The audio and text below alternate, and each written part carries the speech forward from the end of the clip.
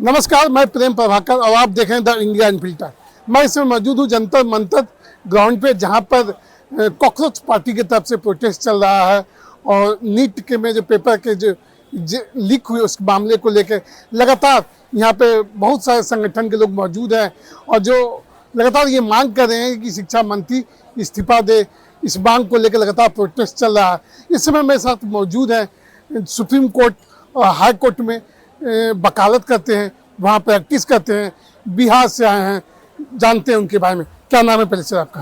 जी, मेरा नाम अमरजीत कुमार सिंह है और मैं दिल्ली विश्वविद्यालय से LLB करके दिल्ली हाई कोर्ट और सुप्रीम कोर्ट में प्रैक्टिस करता हूँ।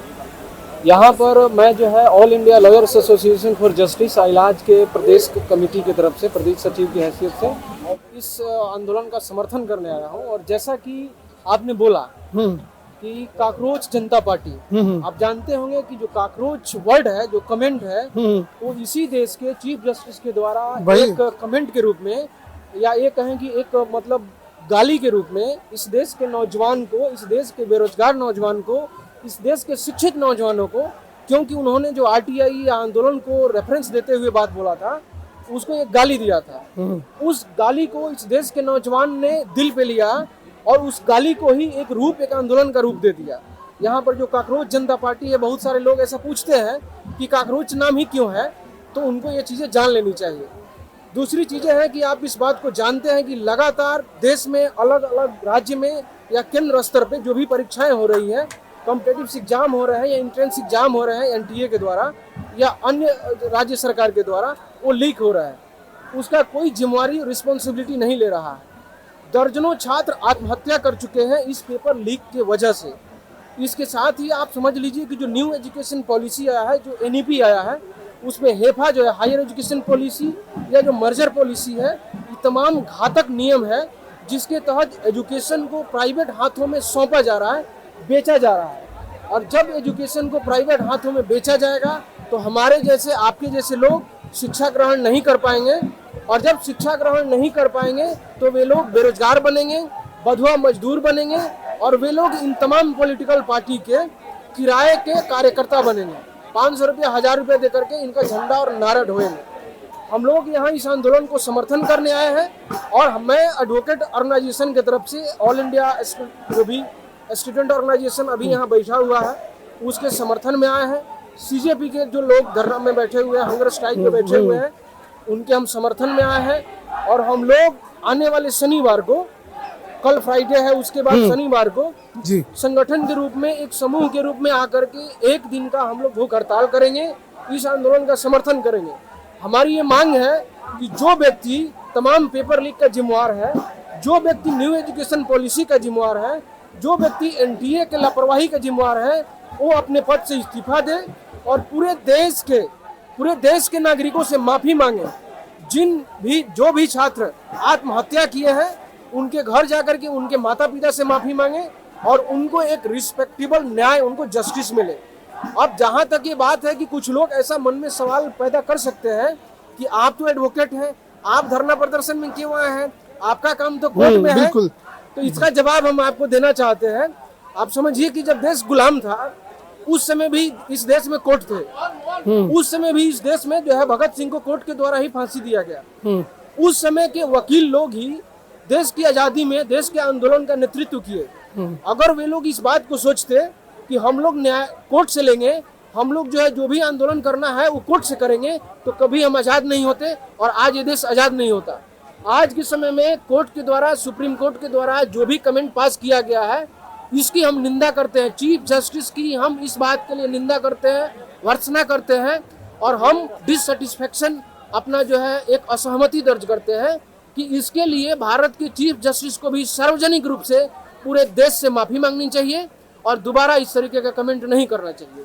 चलिए, ये बात रही। तो ये जो प्रोटेस्ट हो रहा है, उसके पीछे खर्चा हो रहा होगा, वो खर्चा कहाँ से? कहा है कि पीछे से जो अपोजिशन की पार्टियां हैं वो आप लोग को सपोर्ट कर रही है। मुझे लगता है कि अपोजिशन की पार्टियों को पीछे से सपोर्ट नहीं करना चाहिए, सामने से आकर सपोर्ट करना चाहिए। और अगर अपोजिशन पार्टियां सपोर्ट कर रही है तो इसमें गलत क्या है?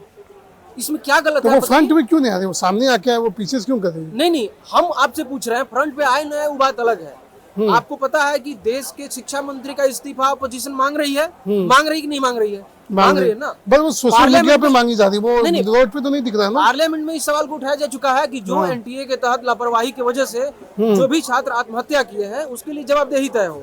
तो अगर कोई भी इस बात का आरोप लगा रहा है कि अपोजिशन पार्टियां पीछे से सपोर्ट कर रही है, तो हम अपोजिशन पार्टियों को अपील करते हैं कि आप सामने से आके सपोर्ट कीजिए। और अगर आप सपोर्ट कर रहे हैं तो इसके लिए आपको धन्यवाद, थैंक यू। लेकिन ये जनता का आंदोलन है, ये छात्रों का आंदोलन है, और जनता के छात्रों के आंदोलन में हम अगर आ रहे हैं तो हम कहीं ना कहीं किसान के फैमिली से आ रहे हैं, तो हमारा समर्थन कौन करेगा? किसान करेगा।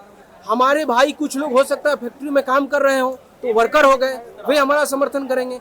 हमारे परिवार का कुछ लोग पुलिस फोर्स में हो सकता है, वे हमारे समर्थन करेंगे। यह आंदोलन सिर्फ और सिर्फ यहाँ पर जो लोग हंगर स्ट्राइक कर रहे हैं उनकी नहीं है। यह आंदोलन आपकी जितना है उतना हमारी है, उतना जो हंगर स्ट्राइक पे बैठे हैं उनकी भी है।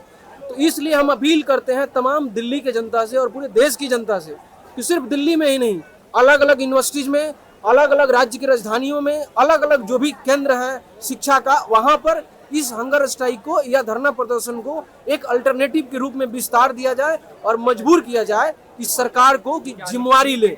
आप समझिए कि अभी आस्था के नाम पे यह देश करोड़ों अरबों खरबों रुपया राम मंदिर में इकट्ठा किया और उस पैसे को एमएलए खरीदने में, एमपी खरीदने में, बंगाल का चुनाव चोरी करने में, बिहार का चुनाव चोरी करने में लगाया। आज की डेट में जब जवाबदेही तय करने की बात हो रही है तो उसमें बलि किसका चढ़ाया जा रहा है? जो वहां कर्मचारी था। असली चोर का जो सरदार है अली बाबा 40 चोर वाला, तो अली बाबा है वो तो पकड़ा ही नहीं रहा है, 40 चोर पकड़ा रहे हैं।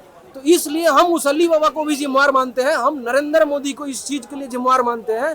जो व्यक्ति यह बात बोलता है कि बादल बहुत घिरा है, रडार नहीं पकड़ेगा, वह बेवकूफ हमारा प्रधानमंत्री है। इसके लिए हम शर्मिंदा हैं और इसके लिए हम इस चीज के लिए भी शर्मिंदा है कि हम लोग यहाँ पर उस व्यक्ति का इस्तीफा नहीं ले पा रहे हैं।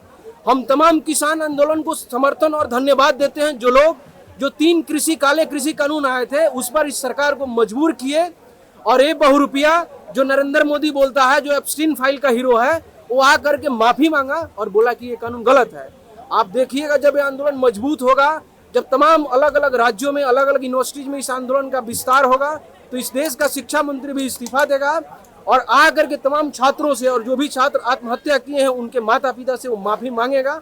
हम इस उम्मीद के साथ इस आंदोलन का समर्थन करते हैं। चलिए, ये आपकी बात रही, लेकिन एक बार सवाल है कि आपको नहीं लगता कि जो भी अपोजिशन के लीडर राहुल गांधी हो, अखिलेश यादव हो, या और भी जो पार्टी के जो बड़े नेता है, उनको इस प्रोटेस्ट में आना चाहिए, उनको समर्थन करना चाहिए? बिल्कुल आना चाहिए, इसका बिल्कुल हम स्वागत करते हैं। उनको आना चाहिए।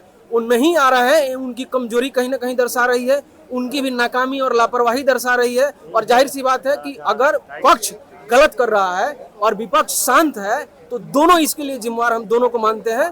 और इस चीज के लिए बिल्कुल आपके बात का सहमति हम करते हैं कि उनको आना चाहिए। यहाँ नहीं आ रहे हैं, वो पार्लियामेंट में आंदोलन करे, वो अपने अलग तरीके से अलग अलग जगह पे आंदोलन करे, लेकिन इस मुहिम का उनको समर्थन करना चाहिए। और ये जो प्रोटेस्ट है वो दिल्ली तक ही सीमित है, तो आगे बाकी बड़े बड़े शहरों में या छोटे शहरों में इस प्रोटेस्ट को आगे कैसे बढ़ाया जाए, इसको लेकर आपकी क्या प्रतिक्रिया? देखिए, ये प्रोटेस्ट दिल्ली तक सिर्फ सीमित नहीं है। चाचा बस दिल्ली तक, बिल्कुल पटना में भी हंगर स्ट्राइक चल रहा है, अलग अलग राज्यों में भी हम अपील करते हैं कि चले।